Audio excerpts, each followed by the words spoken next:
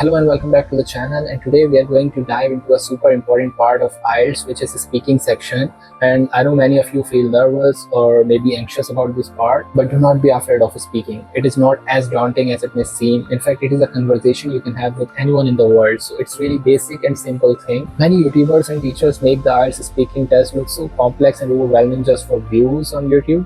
But in my experience, speaking is actually the easiest module of all four. You just have to follow one simple strategy for preparation, and trust me, you won't even think about the typical stress that comes with it. Alright, first things first, let's talk about what the examiner is actually grading you on. There are basically four key areas, or they say it band descriptors, that you need to focus on during the speaking. And the first of these band descriptors are fluency and coherence. This is all about how well you can talk without long pauses or hesitations, and how clearly your ideas connect together.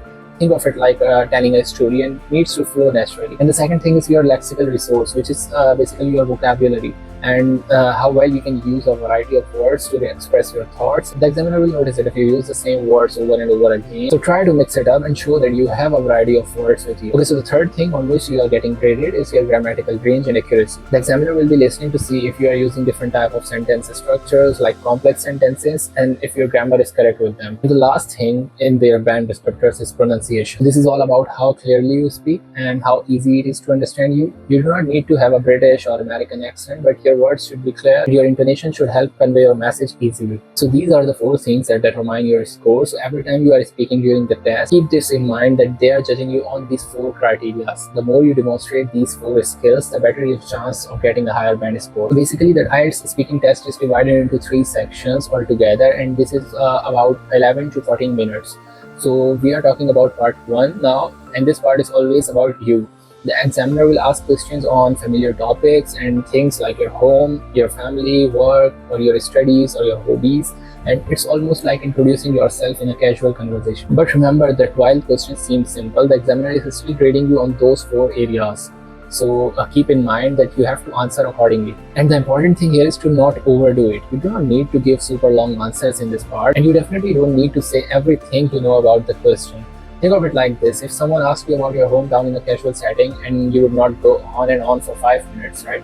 So you would just give a couple of sentences and keep it simple. So my guide is to just aim for 2 to 3 sentences per answer in part 1, because one sentence is too short and you won't be showing enough language skill. And if you go for 4 or 5 sentences, you might start to lose focus, or it could sound like you're rambling. So keep it short and sweet, but make sure you are showing those 4 key language skills. So one example question can be like, what do you like to do in your free time? So you can answer this question like this: in my free time, I love reading books, especially novels. It helps me keep relaxed, and it's a great way to explore different worlds and different ideas. Sometimes I also go for a walk in the park to just get some fresh air. So that's it.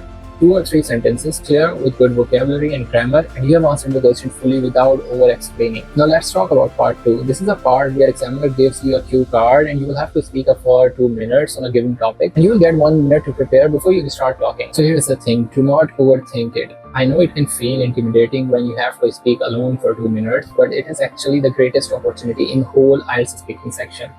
Think of it this way: the examiner is not interrupting you, they are not asking you any follow-up questions during those 2 minutes, and that means that it is your time to shine. It is a silent opportunity for you to show everything you have got. So you have got their full attention, so use it. Give them a solid 2 minutes where you show off your fluency, your vocabulary, your grammar, and your pronunciation. And do not rush through it.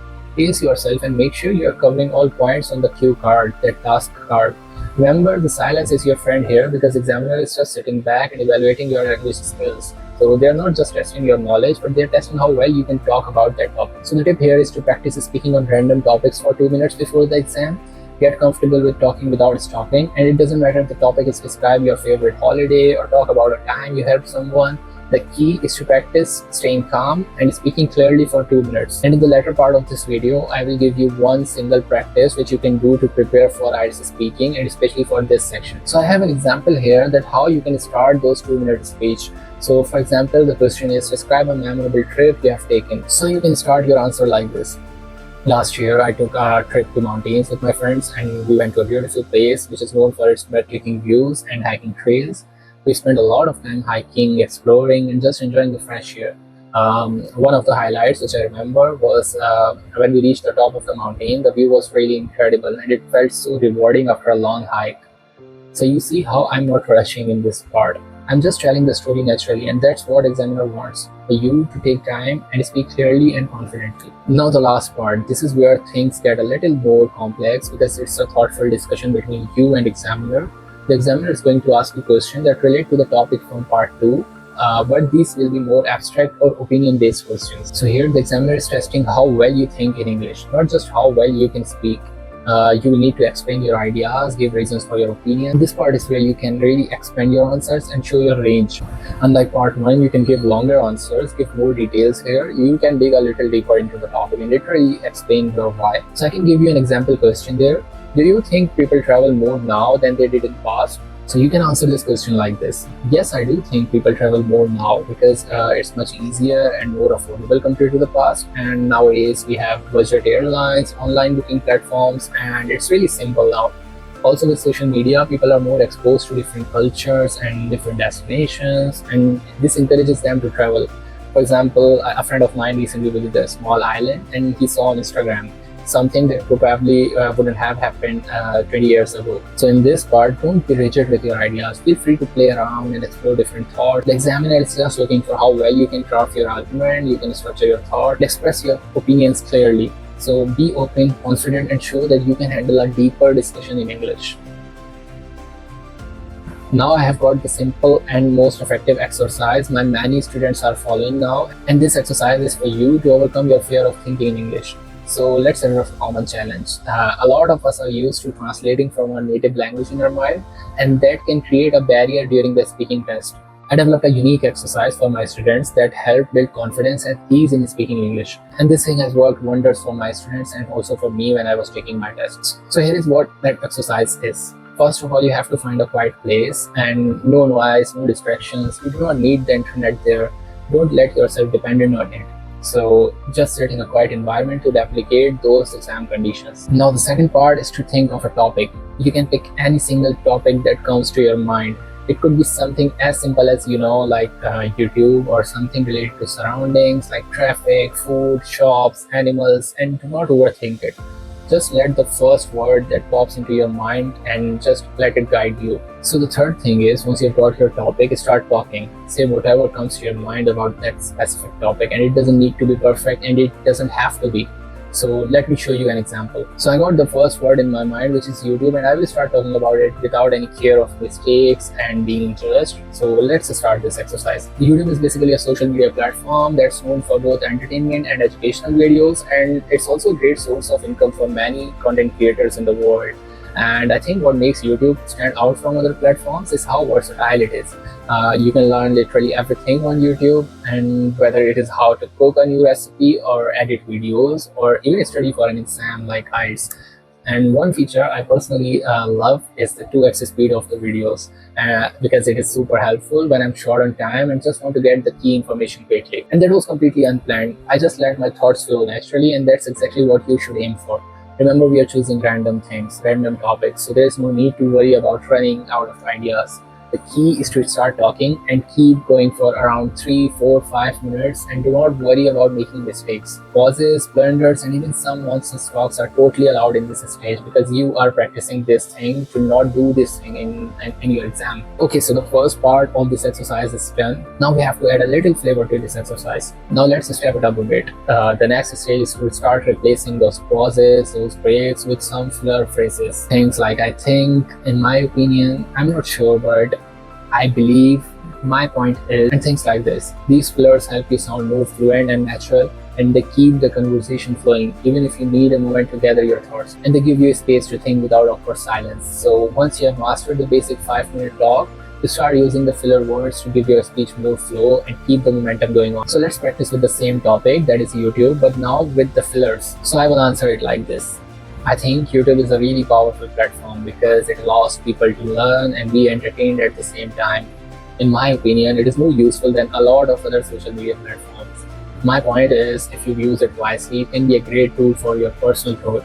And I'm sure that in your future, more people will start using it as a primary learning source and not just for fun. So you see how these filler phrases help? They make the speech sound more natural and confident, and they help you keep going even when you're not sure what to say next. Alright, so now let's increase the difficulty a bit more. I want you to take the topic you have chosen and think about both the positives and negative points related to it. And this helps you practice thinking critically about a topic, which is really important for your part 3 in exam. And again, use the filler words to help guide your thoughts and start talking about the pros and cons. Okay, so I will explain this thing with another example on YouTube's positives and negatives. So I would answer it like this. I believe YouTube is a fantastic platform for learning new things because you have access to a wide range of tutorials and educational content. However, I'm not sure that all information on YouTube is reliable. Sometimes people upload videos that are not fact-checked, and viewers need to be really careful about what they trust. On the other hand, on positive side though, YouTube has content on almost every subject, and this makes it really diverse and accessible to everyone. So you see how I introduced both pros and cons of the YouTube, and this is going to help you with generating ideas in favor or against a certain topic, and especially when you are asked to express your opinion during the test. By now you have probably realized that we are not following any traditional classroom style preparation. Instead, we are focusing on building your ability to think in English and respond naturally. And believe me that if you practice this exercise consistently for just 2 weeks, you will see a massive improvement in your ability to think and speak in English without translating in your head. So let's recap the steps. You first have to pick a quiet spot and choose a random topic in your mind. Talk about that topic for 3, 4, or 5 minutes. Any pauses, any mistakes are literally fine for you. The third step is to add filler words like I think, in my opinion, on the other hand, however, just to keep your speech flowing. And in the fourth step, you have to take it further by discussing the positives and negative aspects of the topic. Do this exercise again and again in the day, and you can even do it in your dead time while you're walking, while you are working out, or while you are running in the park. And this simple and powerful exercise will make you feel more comfortable and more confident when it's time for your IELTS speaking test. And that's it. This is a strategy that I have used with many of my students, and this has helped them a lot to become more confident and natural speakers. And let me tell you that IELTS speaking test is not something to be afraid of. It's just a conversation with right mindset and practice, and you can handle it with ease. So that's it for this video. If you found this video helpful, please like and subscribe to my channel, and do not forget to drop any questions or thoughts in the comments. You can contact me on my Instagram too, and I'm here to help you. So good luck with your IELTS preparation.